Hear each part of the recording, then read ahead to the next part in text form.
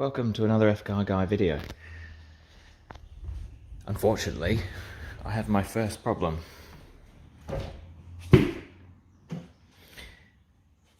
As you can see, I've got a piece of interior trim sort of flapping about here. So this is the passenger door. Now, I'm not one to blame everyone but myself for this. However, this is the passenger side door, and we've just come back from a family outing, and my kids, which I normally let, I've taught them how to get in and out the car properly, and the things to do and things not to do. However, what I think they do is they climb in to the car, and because they're only small, I don't think they can reach that. It's quite far away. I think they're probably grabbing this and pulling the door closed, and of course now you can see this. So I don't know if this is going to be a quick fix or not. I can see, if you can see that little black bracket there, there's something that's loose. I don't know if it's broken or if it's a clip that sort of clips around something and it's come off. I've tried to push it back in, but I'm not hearing any clicks or anything where something would push back in. So rather than chance it, I have done a quick Google search. I couldn't see any videos online of people taking the door trim off, so once again, if you've watched any of my previous videos, you'll see that I've got this Ferrari FF workshop manual. What have we got? It's about 900. Oh, there we go, 941 pages of completely disassembling the car and putting it back together. So, did a quick search for door panel, and we've got a car with the same colour interior as mine. So it looks like we detach the first bit of interior trim, take the screw out where the door handle is, and I don't know if you can work out what that last picture is, but that is actually the piece of trim that is loose. It looks like that comes away from the main bit of door trim before you even have to pull the entire trim off. So I might be lucky in that I don't even have to take the full trim off. If I do, I'm going to have to disconnect the battery because the main door trim has got an airbag in it. Obviously I don't want to disconnect that and bring up any codes. So I'll follow these first few instructions. I'll just get some tools ready, make sure I've got the correct torques, screwdrivers and things like that, and you'll join me again in the car to get this this door trim off.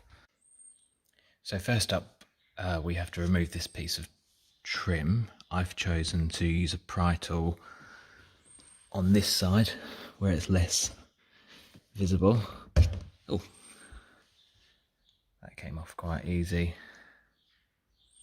You can see it's just using those little knuckles to hold it in. I've already removed that screw. That was a hex H4 screw. That was that one there. And while I was at it, I just quickly removed the Phillips head, which was inside there. So now I guess that looks like that H4 again. I'll quickly get that undone.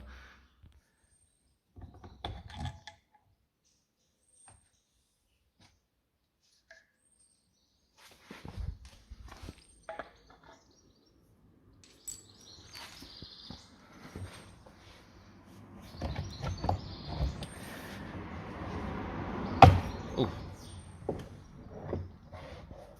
Okay, alright, let me just pop that back for a second, just tell you what I did, because what you didn't see was that I put my hand behind here and pulled that out. Obviously the screw there was holding that in, and of course that's why we're taking it apart, because that's not held in. Looks like we've got what have we got? Oh, of course, yeah, the door handle cable. Okay, what I'm going to do, just because I need two hands here, I'm going to pop the camera down. I'm just going to have an inspect of that and see what's gone wrong over there. Thankfully it doesn't look like anything's snapped off, so Hopefully it's just some sort of clip issue. I shall report back. Right, so this is probably obvious to anyone who's taken one of these apart before, but not to me. That should actually be, this end here should be pushed back and should be here. So it's being pushed a full 90 degrees, or pulled a full 90 degrees out. So all I have to do is push this back down to here, hope it doesn't break.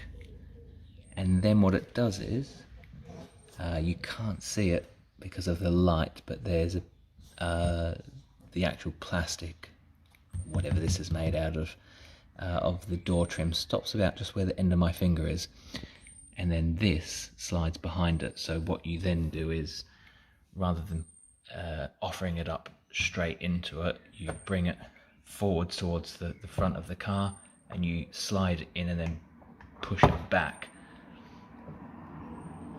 So I can't honestly see how my daughter's done that in one hit. I think this is something that's worked its way out over time, and maybe she's just pulled it that one last time. There's no way, given the strength of that she's pulled that out all in one hit.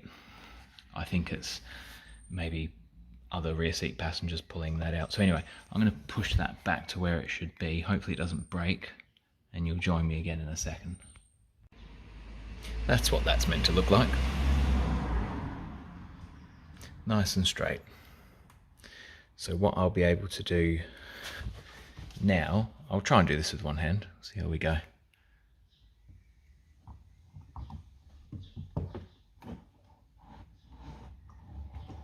Yeah, that's behind there now. Oh yeah, that's behind. Oh, is it? Yes, that's properly behind. Okay. Yeah, that's really nice. And then we've got those metal knuckles along here, so yeah.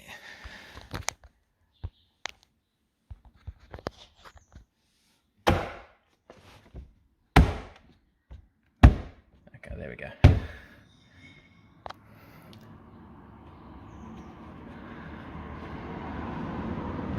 I didn't do that, I think that was already there. Anyway, so you've probably just heard lots of bangs, but I could feel the very reassuring click of each of those knuckles going in. There's one there, I think there was another one here, and then there are two, one above the other there. That's all in now, and that is perfect. There's no gap there at all. So screw it all in. Handle back in, H4s top and bottom, Phillips head screw into there, and we're done. Okay, so the two H4s are back in. If you do accidentally get these mixed up, top and bottom, I've checked, they're the same. They're identical from one another, same length, etc. The Phillips head is back into there, and then you can see the little holes here where the knuckles go through, and they just push in. Right, there we go.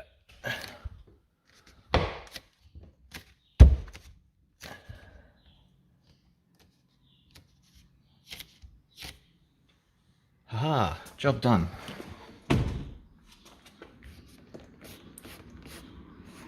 Perfect.